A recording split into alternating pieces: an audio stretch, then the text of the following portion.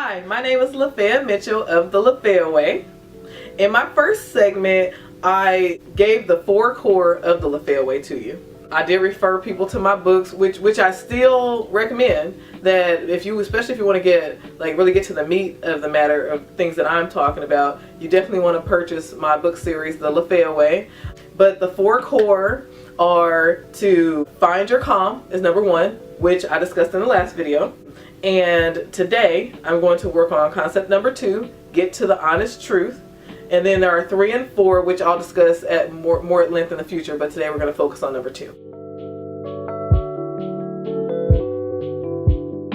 First, I'm going to share with you the history of the concept of the honest truth because it's kind of a funny story. One of my clients, I'm going to call him Biff. He's a wonderful guy. Thanks, Biff. He pointed out to me one day that I am always saying, well, the honest truth is, and I told him, no, I don't say that a lot. And he said, you do. It's like every other sentence. And then as we were talking, as the day went on, I kept saying, well, the honest truth. And I was like, oh, shoot. Okay, I do say that a lot. He said, no, it's great. He said, it's catchy. You should use it. So now I have a segment on my website called The Honest Truth, so that part. But then also, of course, it comes along with my 4 core of the Lafaya Way philosophy.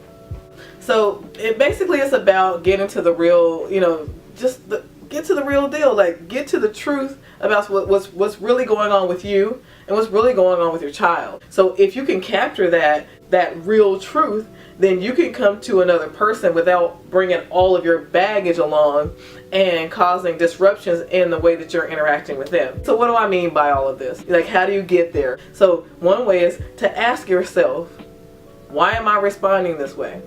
What's really going on? Like, I am really feeling pretty pissed right now. And if I'm feeling pretty pissed, then it has more to do with me than it does with what the other person is doing. Now, I know that's hard for many, many people to believe. If you are feeling very angry or upset, then it's not about what the other person did. It's about your reaction to it. Because sometimes we're having these major reactions to something that maybe the next person, an older, more seasoned person, full of all this life wisdom who's been there and done all that, they're not going to have the same responses we have. But since we all have a different way of responding to certain things, then we have to acknowledge that it has something to do with us. Now, I'm not telling you to blame yourself, and I'm not saying that the person may be right in what it is they're doing. It's just that you're becoming angry or upset about it. It's not going to help your case.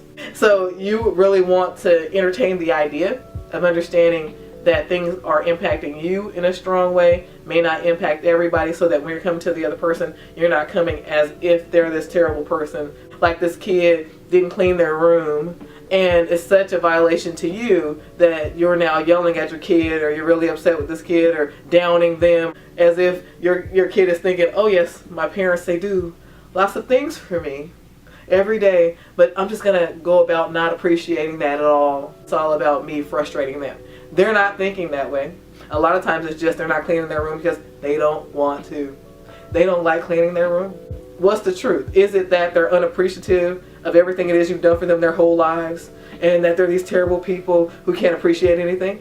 Or is it that they don't like it? Because if you're confused about that, and if you're telling your kid, after all I've done for you, I just threw you a birthday party and you won't even do this for me, they can't buy in, because that really has nothing to do with what's going on with them. For them, they're like, well, dang, I just didn't feel like it. And they're probably not even thinking all that. And then you kind of lose some of your power, because now they're thinking that you're overly dramatic. So why should they listen to you? So getting to these real truths will help you out quite a bit. It really is about getting a true understanding of what's really going on. Certain ways to make the adjustments that you need to are that when you ask yourself this question, why am I responding this way? One adjustment you want to make is, as soon as you feel any negative emotion, go straight to, well, why did that impact me that way? It could be that nobody ever listened to you, or you feel like nobody ever listened to you when you were younger, when you were growing up, or maybe you didn't feel appreciated coming up. But there's some reason why this really triggers you the way that it does. So it's important to search that. And when you figure it out, then it's like, oh, okay, well, this strong reaction is coming from the fact that I have a sensitivity in this area. It's a trigger for me. So then when you come to your kids, you can say, I know that you don't like this thing, but around here, what we teach and what we're going to keep teaching is, you work before you play. I don't mind. I love for you to have your fun time. I love for you to have the activities that you love to do.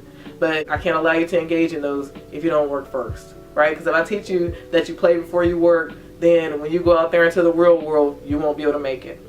And you only have to explain it to your kid one time for them to kind of get the concept. They won't love it, but it feels more like you're on their side instead of against them when you do it that way. And you don't make them into this bad guy that's so horribly terrible for being in violation of you with all your kindness toward them. Another way to make an adjustment, you have to work on changing some of your self-talk.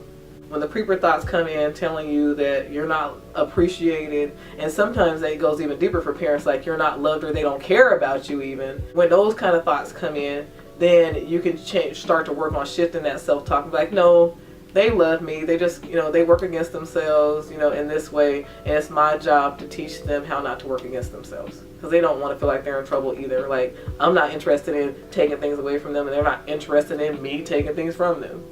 If you have any further questions or, any example situations that you'd like for me to kind of, give an answer to, then send your question in to me. You can email me at info@pomtsolutions.com, and I may feature your question on one of my social media platforms, or I may email an answer to you. Until next time, stay you and stay true.